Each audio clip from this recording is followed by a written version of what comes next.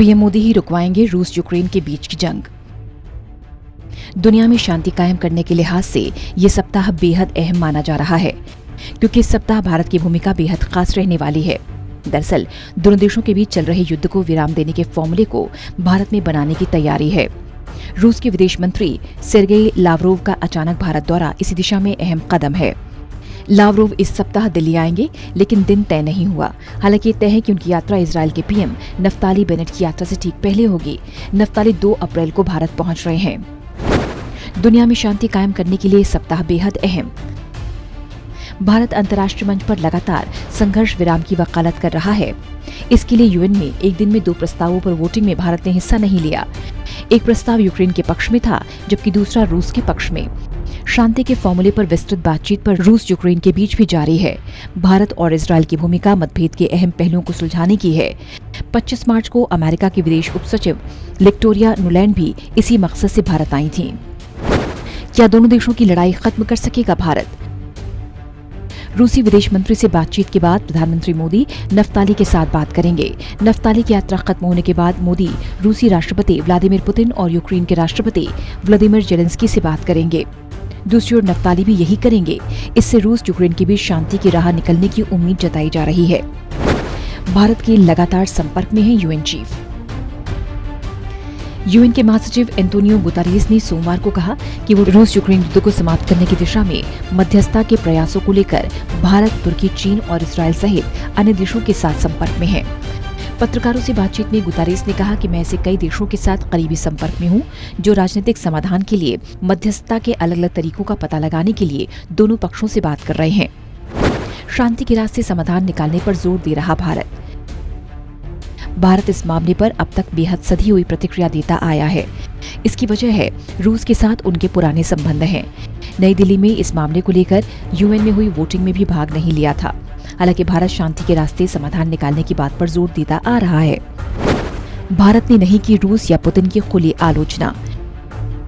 Ukraine संकट के बीच रूसी विदेश मंत्री लावरोव की भारत यात्रा महत्वपूर्ण मानी जा रही है। भारत उन देशों में शुमार है जिन्होंने यूक्रेन के खिलाफ रूस के राष्ट्रपति पुतिन की सैन्य कार्रवाई का खुलेआम विरोध और आलोचना नहीं की। यूएन जैसे मंचों पर भारतीय पक्ष द्वारा अपनाए गए रुख की रूस ने सराहना की। उम्मीद है कि दोनों देश रक्षा और अन्य सौदों के लिए वैकल्पिक भुगतान तंत्र पर चर्चा करेंगे, ताकि अमेरिका और उसके सहयोगियों द्वारा रूसी बैंकों और संस्थाओं पर लगाए गए पाबंदियों को बेअसर किया जा सके। रूसी रक्षा सौदे और व्यापार प्रस्ताव पर विचार कर रहा Bharat. S-400 air defence system जैसी रक्षा प्रणालियों के लिए $5.4 अरब के सौदे जैसे बड़े रक्षा सौदों के अलावा भारत रूस से रियायती दरों पर तेल और अन्य वस्तुओं की आपूर्ति के प्रस्ताव पर विचार कर रहा है। वित्त मंत्री की अध्यक्षता में विभिन्न मंत्रालयों के प्रतिनिधियों का एक समूह भारत पर पश्चिमी प्रतिबंधों के संभावित प्रभाव का आंकलन कर रहा है। रूस यूक्रेन के बीच हो चुकी है कई दौर की बातचीत। रूस यूक्रेन के बीच अब तक 28 फरवरी, 1 मार्च और 7 मार्च को शांति वार्ता हो चुकी है, लेकिन तमाम कोशिशों के बावजूद कोई ठोस नतीजा नहीं निकल सका। इसलिए दोनों देशों के नेताओं की मंगलवार को एक बार फिर से तुर्की के शहर इस्तांबुल में बैठक होने वाली है।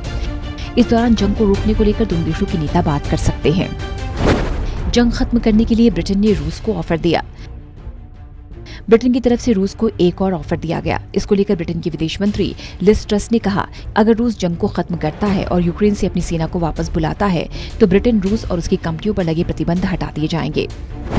30 यूक्रेनी सैनिकों ने रूस के 64 किलोमीटर लंबे काफिले को तबाह किया।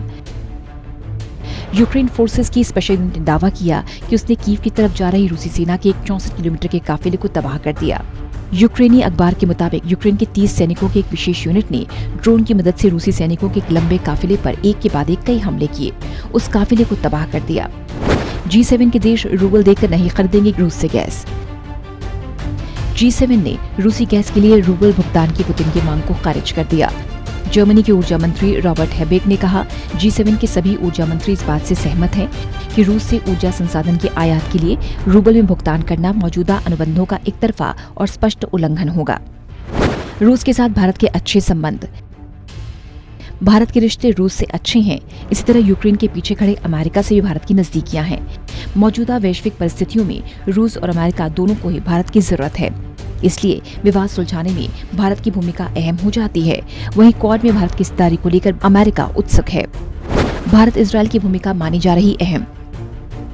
बता दें कि ब्रिक्स में पुतिन चाहते हैं कि वो मोदी और शी जिनपिंग के साथ खड़े होकर पूरी दुनिया को रूस, चीन और भारत की एकजुटता दिखाएं।